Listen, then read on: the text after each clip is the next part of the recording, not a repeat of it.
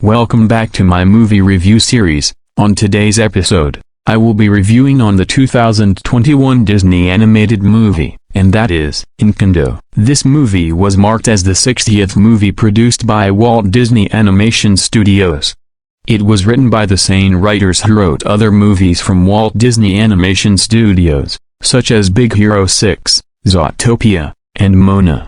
The movie premiered on November 24, 2021. The movie airs on ABC, Disney Channel, Disney Junior, FX, Freeform, and streaming on Disney+, Hulu, Apple TV, and Amazon Prime Video. An armed conflict forces Pedro and Alma Madrigal, a young married couple, to flee their home village in Colombia with their infant triplets Yolita, Pepa and Bruno. The attackers kill Pedro, but the candle of Alma magically repels the attackers and creates Casita, a sentient house for the family located in Encanto, a magical realm, bordered by high mountains. 50 years later, a new village thrives under the candle's protection, and its magic grants gifts to each Madrigal descendant at the age of 5 which they use to serve the villagers. However, Bruno, vilified and scapegoated for his gift of seeing the future, disappeared 10 years earlier, while Yolita's youngest daughter,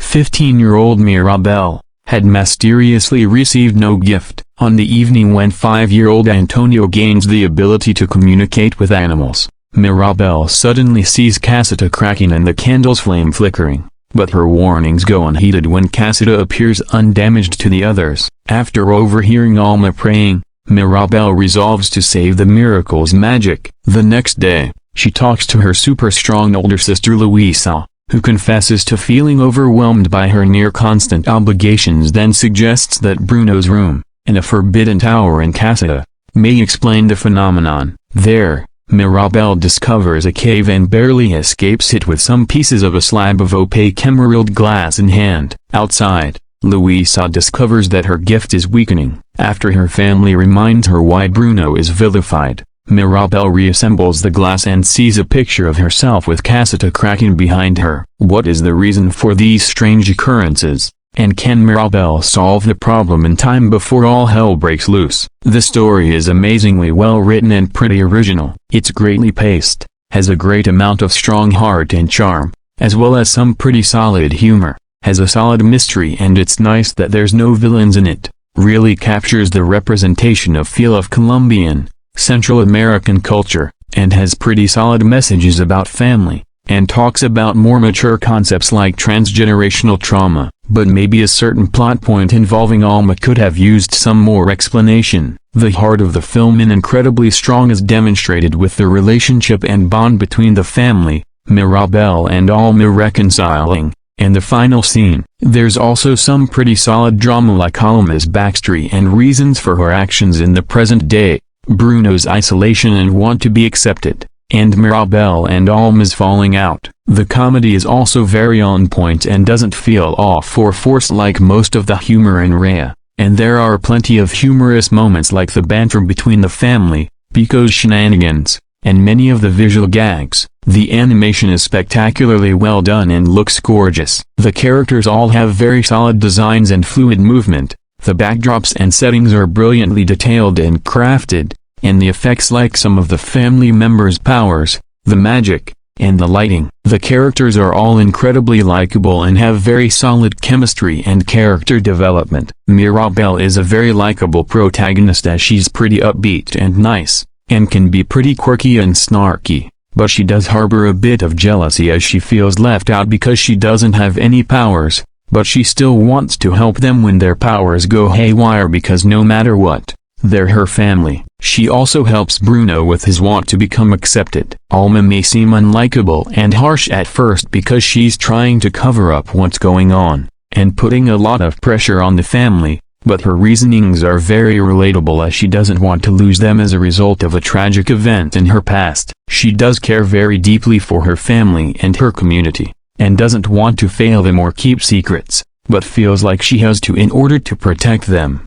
Isabel may seem like a dismissive and self-centered person who only cares about her looks and powers, but she feels like she has to be 100% perfect or she'll feel like a failure to the family, even though she does love them very deeply, especially her sister. Louisa may seem like she's all brawn with her strength, but she's just as concerned about what's going on as much as Mirabelle is, and she does show her softer side and tells about her insecurities. Bruno at first may seem like he's gonna be the villain as everyone fears him due to his gift of seeing the future, but he's actually a very misunderstood and timid man, and he also has his set of quirks. But he's also a sad misfit who just wants to be able to fit in with the family and the community. The other Madrigal family members are also very strong and likable characters and each have their own quirks, and they're very believable as a big family. Ulita and Agustin are both very caring and supportive parents. Felix and Pepa are both pretty quirky and funny.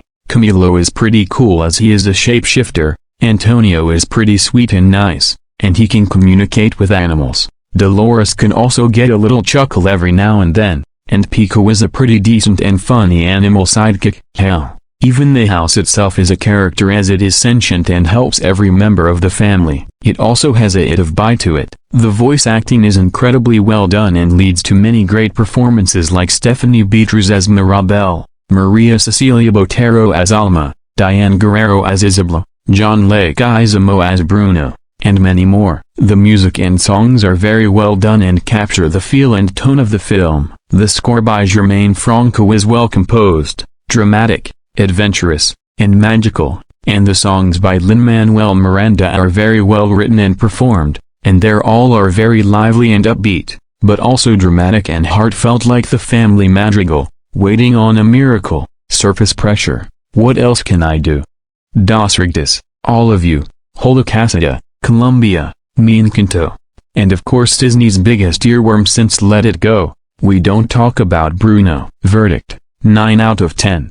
This is a beautifully well-crafted film and hands down one of Disney's best animated outings. At first it might be Disney Animation's version of Pixar's Coco, but all the two films in common are the themes of family, and a Central American setting. Anyways, in the words of Joe Bob Briggs, 4 stars, check it out. Well, in my case, it's 5, but you get what I mean.